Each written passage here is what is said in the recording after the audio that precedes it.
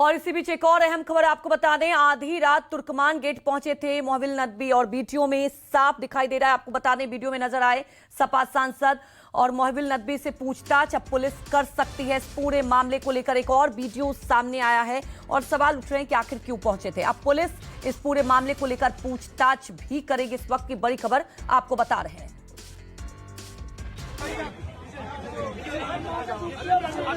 अभी जाने देंगे।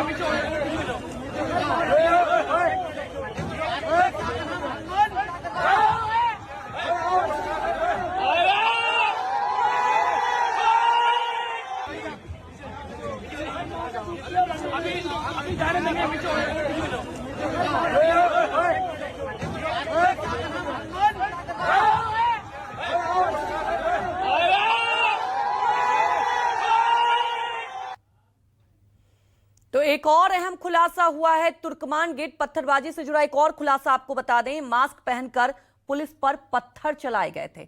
छतों से कहा गया था सवार शेरों भगाओ इनको। ये वीडियो भी हमने आपको दिखाया और यहां पर साफ झलकता है कि कैसे पुलिस पर पथराव किया गया। मास्क कहां से आए, ये तमाम सवाल बने हुए हैं और आपको ये तस्वीरें दिखा रहे हैं।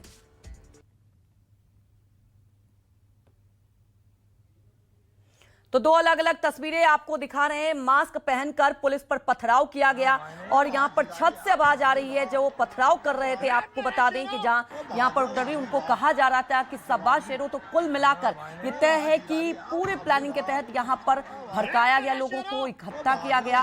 उसके बाद ये तस्वीरें आपको दिखा रहे हैं कि पुलिस टीम पर पथराव किया गया और उस पथराव में आपको बता दें कि 5 पुलिसकर्मी घायल भी बताए जा रहे हैं। दो अलग अलग तस्वीरों के जरिए आपको दिखा रहे हैं उस वक्त की तस्वीरें जब कैसे पुलिस टीम पर एकत्रित होकर ये पथराव करते हैं।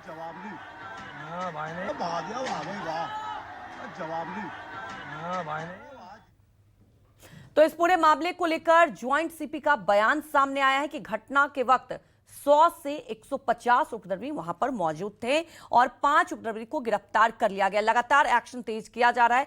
गिरफ्तार 10 से 15 हिरासत में लिए गए हैं। अन्य उपद्रवियों की भी पहचान की जा रही है क्योंकि कई सीसीटीवी फुटेज भी खंगाले जा रहे हैं। लोगों को भड़काने के आरोप में यह गिरफ्तारी की गई है।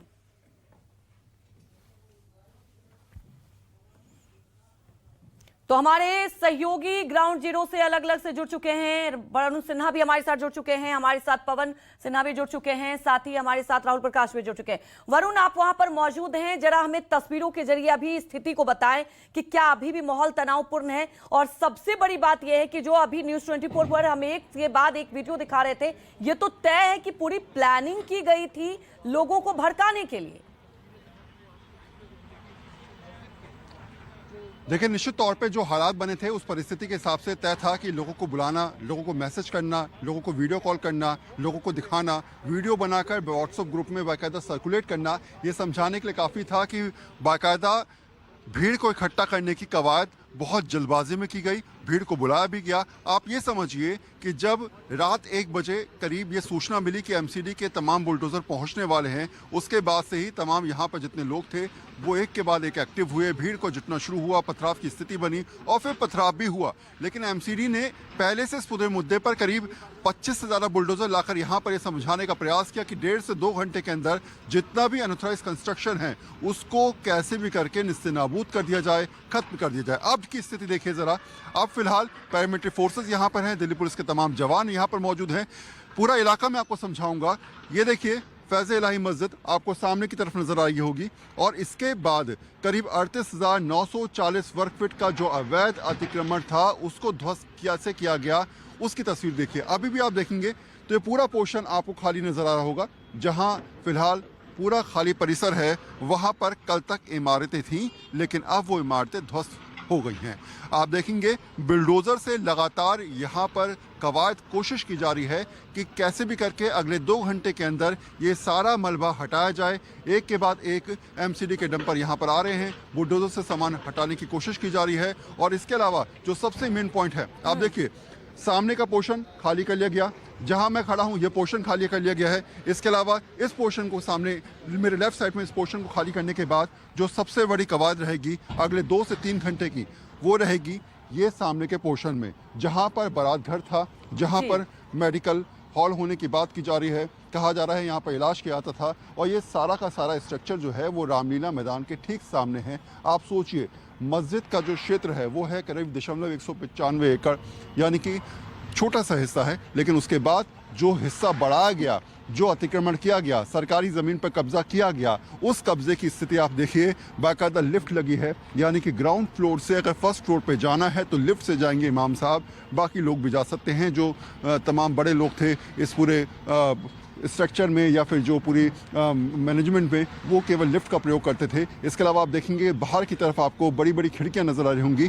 अमूमन इन खिड़कियों की कॉस्ट देखकर ही आप समझ सकते हैं कितना पैसा यहाँ पर लगाया गया और किस तरीके से व्यापक तरीके से बड़े लेवल पे इस स्ट्रक्चर को तैयार किया गया। ये पहली बार नहीं है अंजलि, इससे पहले भी 13 अप्रैल 1976 में इसी प्रकार के जो झुग्गियां थी उनको तोड़ने की कवायद की गई थी और उस समय तुर्कमान गेट पर जमकर बवाल हुआ था यहाँ पर 19 अप्रैल 1976 पर। और सेम आज जो स्थिति बनी है, कल रात जो परिस्थिति बनी, उसी का कहीं ना कहीं रिपीटेशन आप कह सकते हैं। जैसे ही एमसीडी के बुलडोजर पहुंचे यहाँ पर पथराव शुरू हुआ। लेकिन इस स्ट्रक्चर को देखकर आप समझ सकती हैं कि इस स्ट्रक्चर को बनाने में कितना पैसा खर्च किया गया है, किस तरीके से अवैध कब्जा किया गया है। और अवैध कब्जे के बाद एक फ्लोर तैयार किए, ग्राउंड फ्लोर पे अलग से तरीका, दूसरे फ्लोर पे अलग, पहले फ्लोर पे अलग, और साथ साथ एमसीडी की तमाम चीज़ों को निस्तेनाबूद करते हुए, दरकिनार करते हुए, पॉलिसीज़ को ख़त्म करते हुए यहाँ पर स्ट्रक्चर बन जाता है। अब भले एमसीडी जागी है, तोड़ने की कवायद शुरू की गई है, लेकिन बहुत सारे सवाल सरकारी सिस्टम पे भी उठते हैं और यहाँ पर कब्जा करने वालों पर भी। बिल्कुल वरुण, आप हमारे साथ बने रहिए।